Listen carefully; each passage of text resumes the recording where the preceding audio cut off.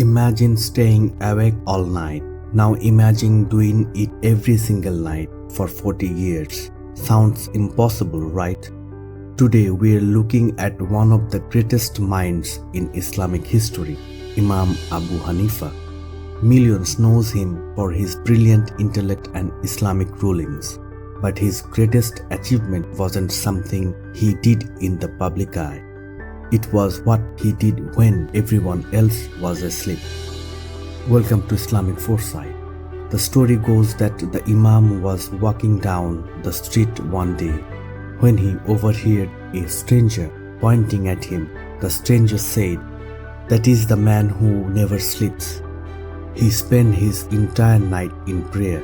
At that time, he wasn't entirely true, but instead of feeling proud, Imam Abu Hanifa felt a deep sense of shame.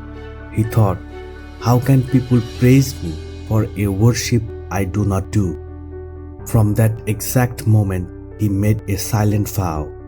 For the next 40 years, Imam Abu Hanifa prayed his Fajr morning prayer using the exact same wudu that he had made for his Isha night prayer. For 4 decades, his nights were spent reading the Quran, weeping, and standing before his Creator in total secrecy. He wasn't just building a legacy of knowledge, he was building his soul. It teaches us that true greatness is defined by what you do in the dark, when only Allah is watching. If this story inspired you, hit that like button, subscribe to Islamic Foresight, and share this video to inspire someone else today. See you in the next one. May Allah bless us all.